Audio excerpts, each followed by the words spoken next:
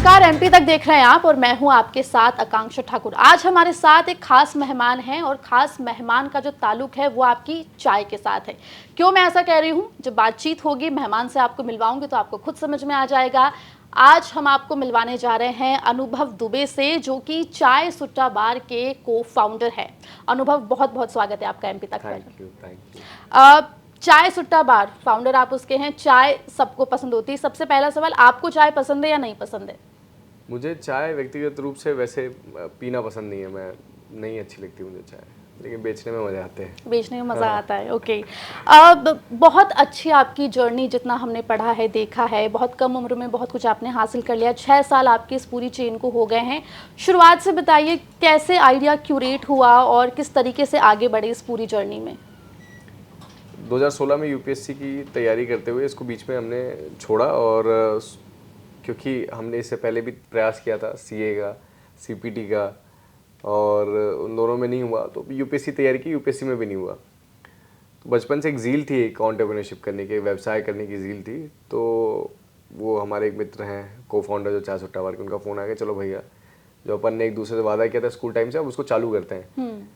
तो हमने चालू किया। अब चाय एक ऐसा प्रोडक्ट था, हमको नहीं मालूम था ये डेटा कि सेकंड हाईएस्ट कंज्यूमेबल बेवरेज है, सबसे ज़्यादा बिकता है पानी के बाद में, पिया जाता है पानी के बाद में। तो लेकिन हमने ये देखा था अपनी आंखों से कि हर गली नुक्कड़ में एक चाय की छोटी सी गुमटी होती है जो बहुत चलती है, और जितना पैसे हमारे पास थे, आनंद के पास जितने पैसे, उससे हम लोग यही चालू कर सकते थे, चाय ही बेच सकते थे। तो हमने इसलिए चाय को चुना। ओके। रीवा से आप हैं और इनिशियल ईयर्स जो हैं आपकी, 1 तक जो स्टडीज़ है आपने रीवा से की, फिर आप इंदौर आते हैं और इंदौर से फिर आपने बताया कि यूपीएससी की तैयारी के लिए आप दिल्ली आए। यूपीएससी की तैयारी करने के लिए दिल्ली आए, लेकिन आप चाय के बिजनेस में चले गए। फैमिली ने कुछ कहा? क्योंकि यूपीएससी से चाय बेचना टैबू भी बहुत इस पूरे मामले में दिखाई देता है। फैमिली ने तो एक होती है अपनी आपकी क्लोज फैमिली, वो तो चलिए, वो तो उनका सलाह मशवरा आदमी लेता है, लेकिन हमको बाहर लोगों ने बहुत लांछन लगाया। बताइए, इनको इतना पढ़ाया लिखाया, पैसे बर्बाद किए, कोचिंग वोचिंग कराई, और आखिर में जाके चाय बेचने लग गया। तो वो तो होता ही हो। तो जब तक आप समाज में एक प्रोटोटाइप नहीं दे देते कि आपने कुछ किया है रियल में, तब तक तो आपको प्रूफ करते रहना पड़ता है। तो जब तक सिद्ध नहीं हो गए, समाज में स्थापित नहीं हो गए, तब तक तो लोग बोलते रहते हैं। आज भी बोलते हैं। आज भी बोलते हैं। ऐसे भी होंगे रिलेटिव्स जो अब ये कहते होंगे कि नहीं, हमें पहले से था पता कि लड़का कुछ अच्छा करके निकलेगा, यूपीएससी क्रैक नहीं किया तो क्या हुआ, देखिए इतनी लंबी चेन है उसकी आज। नहीं, ऐसे रहते हैं। एक्चुअली मैंने तो लिस्ट बना रखी है उन लोगों की जो मुझे बहुत सपोर्ट करते हैं स्टार्टिंग से। मेरी दीदी हो गई, मेरी मम्मी हो गई, मम्मी को तो लाडला और राजा बेटा रहती है लड़का। तो उस हिसाब से उन लोग की लिस्ट बना के वो लोग तो हमेशा सपोर्ट करते हैं। और कई लोग जब आजकल पेपर और न्यूज़ में ज़्यादा आने लग गया, उसके बाद में और ज़्यादा चहेते बन गए हैं, जिनको अब लगता है कि हमको इसके ऊपर पहले से यकीन था। तो ऐसे भी लोग हैं। बिल्कुल। जर्नी आपकी बहुत खास है और ख़ास तौर पे बहुत कम उम्र में इतना कुछ अचीव कर लेना, ये अपने आप में बहुत से जो युवा हैं उनको इंस्पायर करता है। उसके बारे में हम बात करेंगे, लेकिन थोड़ा रीवा पे चलते हैं। बचपन की यादें रीवा से क्या जुड़ी है? पिछली बार रीवा आप कब गए थे, और कुछ अगर किस्से हों आपके बचपन के तो वो प्लीज़ शेयर कीजिए। रीवा तो फ्रीक्वेंट जाते रहते हैं। रीवा के किस्से ऐसे ही कि हम लोग साइकिल रिक्शा में स्कूल जाया करते थे, और बहुत मस्ती किया। हमारे पास बेसिकली एक ही जोड़ी कपड़ा हुआ करता था। महर्षि विद्यामंदिर में पढ़ते थे, सफ़ेद कलर की शर्ट, येलो कलर की पैंट। तो फिसल पट्टी वगैरह, वो गोल वाला झूला वगैरह झूलते थे, तो उसमें ख़राब हो जाती थी। तो जैसे हम लोग आते थे तो सबसे पहले मम्मी हम लोग का कपड़ा उतरवा के उसको धोती थी, अगले दिन सूख जाए। तो ऐसी बहुत सारे किस्से हैं। हमारे पिताजी के पास इतना ज़्यादा वो नहीं, और दूध की डेयरी उन्होंने चला के रखी थी एक। तो इतना पैसा नहीं होगा था। हालांकि हर लड़के का रहता है कि ससुराल जाए तो बढ़िया अच्छा उसके पास में होना चाहिए, गाड़ी घोड़ा अच्छा होना चाहिए। तो अपने दोस्त की मित्र की जीप मांग के लेके जाते थे, रास्ते पर सवारी बैठाते थे, और उस सवारी से डीजल का पैसा निकल जाता था, और उस सवारी को ससुराल ने पहले पहले तक उतार देते थे। मतलब ससुराल आने के पहले पहले तक की वो सवारी बैठा देते। तो ये मम्मी पापा से ये सब सीखा, जुगाड़ वगैरह। बहुत गजब की लाइफ रही। मतलब ऐसा मेरे को बिल्कुल भी फील नहीं हुआ, ना मेरे पेरेंट्स ने कभी फील होने दिया कि बहुत ही ज़्यादा मिडिल क्लास या फिर लोअर मिडिल क्लास फैमिलीज थे। कभी फील ही नहीं होता। फटे जूते भी रहते थे, उसमें भी हम एंजॉय करते थे। कभी हमको मालूम नहीं पड़ा कि भाई ये गरीबी का निशानी है। उस टाइम पे आधे ज़्यादा लोग परिवार इसी लेवल से ही आते थे। जी।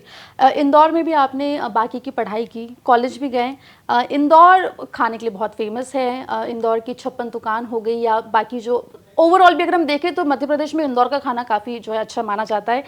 आपको क्या पसंद है इंदौर में? इंदौर में हाँ बिल्कुल आप सही बोल रहे हैं। इंदौर वैसे unofficially food capital of India के नाम से जाना जाता है। रात भर वहाँ पे चटकारे और वहाँ के जायके अलग ही प्रसिद्ध हैं वहाँ पे लोकल लोगों में, और बाकी अपने देशों में भी काफ़ी पसंद है। बिल्कुल। मुझे तो वहाँ की एक बड़ी यूनिक सी डिश है, उसको बोलते हैं खोपरा पेटिस, मतलब वो कोकोनट से बनती है। वो काफ़ी फेमस है, वो मुझे काफ़ी पसंद है। वैसे तो सारी चीज़ें पसंद है। तो आपका जो आउटलेट है चाय सुट्टा बार, उसके मेन्यू में इंक्लूड करने के बारे में सोचा है इसे? नहीं देखिए, हर चीज़ में आदमी बेस्ट नहीं हो सकता, पांचों उंगलियां बराबर नहीं होती। जो आदमी जिस चीज़ में बेहतर है उसको उस चीज़ में करने देना चाहिए। हम जिसमें बेहतर हैं हम उस चीज़ को कर रहे हैं। जी। कॉलेज के कुछ किस्से और कॉलेज मेट्स होंगे जो पहले आपने बताया होगा कि दिल्ली जा रहा हूँ, यूपीएससी की तैयारी करूँगा, आईएएस ऑफिसर बन सकता हूँ वगैरह वगैरह, और अब जो है शायद आपके दोस्त आपके किसी आउटलेट पे जाके चाय पी रहे होते होंगे और आपको सेल्फी भेज रहे होते हैं कि यार तुम्हारे आउटलेट पर हूँ, चाय पीने आया हूँ, चाय में शक्कर थोड़ी कम थी, अगली बार ध्यान रखना है, ऐसा कुछ भी होता है? हाँ हो जाता है, मतलब मज़े तो लेते रहते हैं, फ्रेंड्स हैं तो उनका तो काम ही है, तो वो तो करते रहते हैं। लेकिन हम लोग को फीडबैक जेन्युइन मिल जाता है। कभी कुछ पूछना रहता है तो हम लोग को पता रहता है कुछ भी लीपा पोती किया हुआ फीडबैक नहीं मिलेगा, एकदम जेन्युइन फीडबैक मिलेगा। तो फ्रेंड्स अगर जाते हैं तो अच्छी बात है, हमको फीडबैक बहुत अच्छा नेचुरल फीडबैक मिलता है उनसे। और आप ऐसे जाते हैं रैंडमली अपने किसी आउटलेट पे और देखने के लिए कि 100% जाना ही पड़ता है, मेंटेन है या नहीं है? एक्चुअली उसके लिए हमारे पास टीम है, एक फैट टीम नाम है, फ्रेंचाइजी एक्शन टीम। फिर उसके बाद हमने ऑडिटिंग के लिए भी आउटसोर्स कर रखा है। लेकिन बिल्कुल रैंडमली हम जाते जाते हैं, क्योंकि एक तो हम ट्रैवल करते रहते हैं, कहीं से भी सामने से निकले तो रुक गए चले गए, और उसमें एक्चुअल आपको ग्राउंड में पता भी चलता है कि चीज़ें चल कैसी रही हैं। तो अच्छा जाते रहना चाहिए, लोग अपने फ्रेंचाइज से मिलना भी चाहिए। बिल्कुल। मैं पढ़ रही थी जब आपके पूरे इस जर्नी के बारे में, तो मैंने पढ़ा था 3 लाख रुपए से आपने शुरुआत की थी, 100 करोड़ का भी आपका जो टर्नओवर वो है, और शुरुआत आप लोगों ने जो फर्नीचर होता है वो अरेंजमेंट करके आपने अपना पहला आउटलेट शुरू किया था। थोड़ा उस जर्नी को भी डिटेल में अगर आप बता सके। तो 3 लाख रुपए आनंद के पास थे। अब हम लोग स्टूडेंट लाइफ में 3 लाख रुपए बहुत ज़्यादा माने जाते हैं। 3 लाख रुपए में हम लोग को लगा था हम लोग यार बहुत गजब की दुकान बना लेंगे, मतलब एकदम शोरूम लग्जरी दुकान बना लेंगे। लेकिन वो पैसा हमारा ख़त्म हो गया, हमको मालूम ही नहीं पड़ा। किराया भाड़ा भर दिए, 2+1 किराया भरना था, सब माल लेके आना था, जमाना था, इंटीरियर करना था। फर्नीचर हमने सेकेंड हैंड खरीदा था एक जगह से, और जब हमारे पास बोर्ड लगाने के लिए पैसे ख़त्म हुए तो हमने प्लाई में वाटर कलर से लिख दिया और टंगा दिया। तो 1.5-2 महीने तक बोर्ड लगाने के पैसे नहीं थे। 600 रुपये या 300 साढ़े 300 रुपये करीबन उस समय हुआ करते थे मजदूरों का, वो जो दिहाड़ी मिलती थी, वो बचाने के लिए हम लोग खुद ही डाला किए थे। नीचे हम लोग सीमेंट से खुद ही हम लोग उसको किए, प्लास्टर टाइप का किए, ऊपर पुताई उताई हमने खुद नहीं की थी। ओके। तो काफ़ी जो है मुश्किलें रही, लेकिन वो जो प्लाई की आप बात कर रहे हैं जिसमें आपने वाटर कलर से नाम लिखा था, वो अभी भी संभाल के रखा है? बिल्कुल फ्रेम करा के ऑफिस में टंगी हुई है। ओके। कोविड का टाइम भी आपने देखा, 6 साल पुराना आपका जो पूरा जर्नी है, तो कोविड के समय हमने देखा कि कई सारे जो नए स्टार्टअप्स थे उन्हें काफ़ी नुकसान हुआ, और कई जो हैं वो अनफॉर्चुनेटली जो है वो बंद होने के कगार पर भी आ गए। कैसे उस वक्त को डील किया आप लोगों ने? कोविड के टाइम पे तो देखिए हम लोग तो ऑफलाइन वाले व्यापारी हैं, हम लोग का तो ऑफलाइन ही काम चलता था। तो जब सारी दुकानें आदेशानुसार बंद करानी पड़ी तो उसका किराया लेकिन हम लोग को देना पड़ता था। उसका किराया, फिर उसके बाद में जितने भी हमारे यहाँ पे लड़के लड़के काम करते हैं तो बहुत गरीब तबके हैं, तो उनको भी पैसा हमको देनी पड़ता है। तो हम अपनी अपर सैलरी काटने लग गए। गोडाउन का किराया, ऑफिस का किराया, गोडाउन में पड़ा हुआ जितना भी हमारा माल था सारा खराब हो गया, पेरिशेबल गुड सारा चीज़ खराब हो गया। तो बहुत नेगेटिव कैश फ्लो हमने देखा, मतलब फिनेंशियली और इमोशनली भी हम लोग ने बहुत, हम लोग को सेटबैक मिला। क्योंकि एक हमारा भाई जैसा था, उसको हम हमारे छोटे भाई का मित्र था, उसको मैं अपने भाई जैसा मानता था। तो उसको सैलरी नहीं दे पा रहे थे क्योंकि हमने अपर मैनेजमेंट से सैलरी काटना स्टार्ट की। तो वो उन्होंने टीम तोड़ के उस समय वो दूसरे के साथ विलय कर गए जो हमारे कॉम्पिटिटर थे। तो वो भी हमने देखा। लेकिन वही समय था जब हमारी दुकानें बंद हो रही थी, तो हमने लैपटॉप खोला और ऑनलाइन गए और उसी समय हमने सबसे ज़्यादा फ्रेंचाइजी अपनी बेची। ओके। तो तकरीबन 100 के करीबन आंकड़ा था, अभी 400 पार हो गया है। बिल्कुल। और यानी कि आप लोग भी जो होम डिलीवरी सिस्टम है उसकी तरफ आप लोगों ने रुख किया। लेकिन व्हाट केप्ट यू मोटिवेटेड, ये बड़ा सवाल है, क्योंकि देखिए घर से निकलना यूपीएससी की तैयारी करने के लिए, फिर वहाँ से आना और इस तमगे के साथ कि बच्चा जो है वो चाय बेच रहा है, तो ये मोटिवेशन बहुत इंपॉर्टेंट हो जाता है। तो क्या था वो मोटिवेशन की वजह? देखिए, बहुत सारे मोटिवेशन हमने बना रखे थे। एक तो हम लोग का स्टार्टिंग से विजन था, हम लोग का विजन अलाइनमेंट बहुत स्ट्रांग है कि हमने ये बना रखा था कि हमको देश की मिट्टी हर एक देश में पहुंचानी है अपने, कि जो भी चाय पिए हमारे देश की मिट्टी चूमे, एक हमारा ये मिशन था। और इंडियन कुजीन की इतनी रिस्पेक्ट है, लेकिन फिर भी इंडियन का कोई ऐसा इंडिया कोई ब्रांड क्यों नहीं है बाहर। तो जैसे आप देखेंगे बड़े बड़े ब्रांड्स हैं इंडिया में, सारे वेस्ट डोमिनेटेड, तो इंडियन ब्रांड क्यों नहीं थे। हमारा ये लक्ष्य था कि हम करेंगे। दूसरा, जितने भी लड़के काम करते हैं, मैंने आपको बताया ज़्यादातर बहुत गरीब तबके या अनाथ लोग हैं, तो उनके लिए हमको काम करना है। तो ये चीज़ हमको कहीं पे भी शांति से बैठने नहीं देता। ये हमको अंदर से अलग से कॉन्फिडेंस और ज़ील दे देता है कि जाओ बाहर जाकर काम करो। इनके सबके लिए एक पूरा परिवार आपने बना लिया, अब इन सबके लिए काम करना है। अगर आप घर बैठ गए तो सबका धंधा पानी सब चौपट हो जाएगा। बिल्कुल। और आप लोगों ने जो है, क्योंकि आप कुल्हड़ में चाय बेचते हैं, तो कुछ कुम्हारों के साथ भी आप लोगों ने अपना मतलब कोलैबोरेशन करके रखा हुआ है। वो आइडिया कैसे आया? क्योंकि कुम्हारों कुल्हड़ में चाय पीने का एक अपना अलग टेस्ट होता है। ये तो मैं बिल्कुल सभी लोग मेरे हिसाब से जो ये वीडियो और ये बातचीत देख रहे होंगे वो अग्री करेंगे। तो वो कुम्हारों के साथ जुड़ने का जो ये आइडिया है, ये कैसे क्यूरेट हुआ? हम एंटरप्रेन्योरशिप की बात करें तो सोशल एंटरप्रेन्योरशिप बाय डिफॉल्ट आता है उसमें। अगर आप समाज से कुछ ले रहे हैं तो आपका भी एक फर्ज बनता है कि आपको ये निर्वाचन करना चाहिए कि आप जो भी चीज़ कर रहे हैं तो समाज को भी वापस आपसे कुछ ना कुछ मिले। तो हम लोग का स्टार्टिंग से ये था कि जितना ज़्यादा हम लोग एम्प्लॉयमेंट क्रिएट कर सकेंगे उतना ज़्यादा क्रिएट करेंगे। तो कैसे करते, तो एक जो फॉरगेटन ट्रेडिशन है हमारे इंडिया में, बीच में लालू यादव जी ने लेके आया था इंडियन रेलवेज के लिए, लेकिन वो फिर भी मेन स्ट्रीम में नहीं आ पाया, सिर्फ इंडियन रेलवेज तक सीमित था। तो हमने ये कैफेज में लॉन्च करा, स्टार्ट किया। तो उससे क्या हुआ, 1500 से ज़्यादा परिवार जो हैं, जो पॉटिस कम्युनिटी, जो सिर्फ तो आज मैं देख रहा था एक आदमी गुल्लक रख के बैठा था, तो गुल्लक, मटका, सुराही गर्मी के टाइम पे या फिर दिवाली टाइम पे दिया बना के जिनका पेट पलता था, वो आज उनको निरंतर रोजगार मिलता है। और उसके बाद भी जो हमारे कॉम्पिटिटर इमर्ज हुए जब इस चीज़ के बाद में, तो उनसे भी जो रोजगार मिल रहा है तो और ज़्यादा बढ़ गया। तो आज आप देखेंगे हर एक गली कोने में आपको कुल्हड़ की चाय या कुल्हड़ तो आपको कोई ना कोई आइटम ज़रूर मिल जाएगा। बिल्कुल। देखिए, आपके आउटलेट मैं भी गई हूँ और ये सवाल बहुत मेरे हिसाब से आपके लिए नॉर्मल है, जनरल क्वेश्चन है। चाय सुट्टा बार, ये जो नाम है, इसकी इंस्पिरेशन कहाँ से मिली? और क्योंकि थोड़ा सा क्योंकि सुट्टा इसमें इंक्लूडेड है नाम में, तो डर नहीं लगा नाम रखते हुए कि पता नहीं लोग आएंगे नहीं आएंगे? नहीं, हमको ये रखना पड़ा क्योंकि हम लोग का कोई नाम था नहीं, हम कोई ब्रांड थे नहीं। तो अतरंगी नाम रखने से ये होगा कि हमको ये पता था कि लोगों के अंदर क्यूरियोसिटी ज़रूर डेवलप होगी, कि लोग ये जरूर सोचेंगे कि ये है क्या। तो उनके अंदर ये वो जब डेवलप हो जाएगी तो हम उनके दिमाग में एक छप जाएगा, बाकी हम फिर अपनी मार्केटिंग से थोड़ा थोड़ा कर लेंगे। सिगरेट हमने कभी बेची नहीं, हमारे मूल सिद्धांतों में कभी रहा ही नहीं कि हम ना सिगरेट बेचें ना हम किसी को पीने देते हैं। और बार कोई भी ऐसी जगह जहाँ पे बिवरेजेस मिलती है, जरूर नहीं कि अल्कोहल ही मिले वहाँ पे, तो इसलिए हमने बार रख दिया। और राइम भी करता था, काफ़ी अच्छा लगा तो हमने नाम रख दिया। वो स्टार्टिंग में कुछ हमने इतना सोचा नहीं था कि आगे चल के हमको एंडोर्समेंट कोई नहीं करेगा, डरेंगे, तो हमने नाम तो रख दिया। अब उसको चेंज नहीं किया जा सकता है। बिल्कुल। और इसका मेरे हिसाब से आपको फ़ायदा भी मिला है क्योंकि बहुत इजीली ज़बान पे चढ़ जाने वाला नाम है। मध्य प्रदेश से आप हैं, रीवा में आपका जन्म हुआ और आपकी पढ़ाई अधिकतर वहीं पर हुई, फिर आपने आगे की पढ़ाई इंदौर में की। आपको क्या लगता है, सरकार के अगर मैं बात करूं मध्य प्रदेश शासन की, तो क्या और प्रोग्राम सरकार ऐसा ला सकते हैं जो आप और आपके जैसे जो यंग लोग हैं जो आके अपना खुद का कुछ काम स्टार्ट करना चाहते हैं, स्टैब्लिश करना चाहते हैं, तो उसमें कुछ मदद हो सके? देखिए, मध्य प्रदेश सरकार तो बहुत अच्छा काम कर रही है एंटरप्रेन्योरशिप के फील्ड में।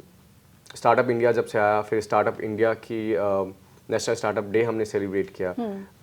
फिर हमारे एमपी गवर्नमेंट ने अभी स्टार्टअप पॉलिसी बनाई है जिसमें हम सब एंटरप्रेन्योर्स को बुला के उनसे सजेशन लेके ड्राफ्ट किया गया, अभी फाइनली इम्प्लीमेंट करा। फॉर एग्जांपल जो एक हमने सुझाव दिया था 24/7, काफ़ी चर्चा में है वो, तो वो सुझाव भी इम्प्लीमेंट किया गया, उसकी बहुत ज़्यादा ज़रूरत थी। तो सरकार तो बहुत अच्छा काम करी है। देखिए, आपको इनिशियली खुद से स्टार्ट करना पड़ेगा। सरकार का काम है कि आपको मार्गदर्शन दे, एक अच्छा प्लेटफॉर्म प्रोवाइड करे। तो वो तो मेरे हिसाब से सरकार करी, ना जस्ट कि बस मध्य प्रदेश सरकार, जितनी भी सरकारें मैं देख रहा हूँ आजकल, सेंट्रल गवर्नमेंट भी बहुत अच्छा इनिशिएटिव ले रही है। Not just government but the entertainment industry, बाकी इंडस्ट्री भी शोज़ के थ्रू, जैसे शार्क टैंक इंडिया के जैसे शोज़ के थ्रू भी काफ़ी सोशल इंक्लूजन मिल रहा है स्टार्टअप को। जी। और एमपी और पूरे देश के जो यूथ हैं उनको अगर आप मैसेज देना चाहें अपनी जर्नी से, अपने एक्सपीरियंस से, क्योंकि कई लोग कुछ करने निकलते हैं लेकिन आधे रास्ते से लौट जाते हैं, डिमोटिवेट हो जाते हैं, तो उनके लिए अगर आप कुछ कहना चाहें। ये सबसे पहले तो मैं आप लोग का धन्यवाद करना चाहूँगा कि आपने मुझे बुलाया। और मध्य प्रदेश के यूथ तो ऑलरेडी मतलब उनके पास सब कुछ है, उनके पास इंफ्रा है, उनके पास हर चीज़ का एक्सपोजर है, जोग्राफिकली बहुत अच्छी जगह पोजीशनिंग है। Indore cleanest city from consecutively 5 year row रहा है अभी। भोपाल राजधानी बहुत सुंदर है, बहुत अच्छी अपॉर्चुनिटी है। बस ये है कि आपको इनिशिएट करना पड़ेगा, आपको उठना पड़ेगा, आपको काम करना पड़ेगा, लगे रहिए, मेहनत करते रहिए। युवा के पास में तो सबसे ज़्यादा शक्ति इस टाइम पे हमेशा से रहती है, क्रिएटिव रहता है और ज़्यादा एनर्जी रहती है, रिस्क एपेटाइट ज़्यादा रहती है, आदमी रिस्क ज़्यादा ले सकता है। मैं हमेशा बोलता हूँ कि अगर आप ये उम्र में हैं तो आप दौड़िए, हो सकता है आपकी 1-2 हड्डी चटक जाए, टूट जाए, रील की हड्डी बचा के चलिए, कैलकुलेटर रिस्क लीजिए और दौड़िए।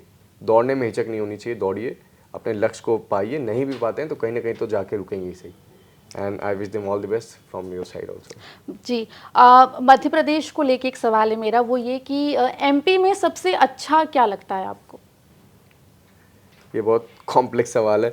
एमपी तो मैं एमपी का ही निवासी हूँ, तो मैं एक्चुअली मैं बायस्ड हो जाऊँगा, मैं इसका आंसर नहीं दे पाऊँगा। मुझे पूरा ही एमपी अच्छा लगता है। तो वैसे क्योंकि मैं ज़्यादा समय अपना, मेरी कर्म भूमि इंदौर रही है और मेरी जन्मभूमि रीवा रही है, तो मैं इन दोनों से ज़्यादा लगाव है मेरा।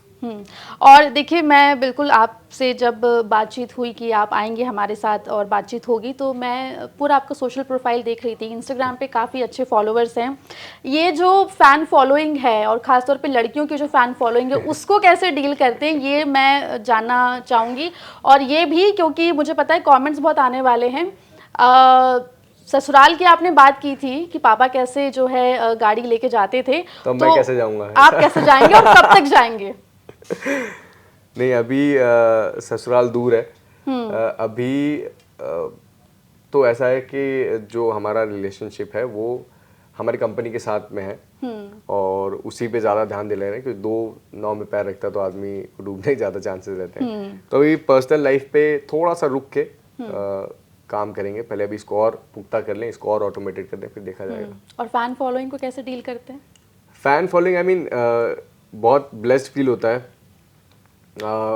लोगों से मिल के सीखने को बहुत मिलता है मुझे। बस फोटो क्लिक करा लेने से काम नहीं बनता, मैं उनसे फिर बातें भी करता हूँ, पूछता हूँ क्या अच्छा लगा। तो I get the feedback from the people and if there is something to rectify, I do rectify and do not commit the same mistake again.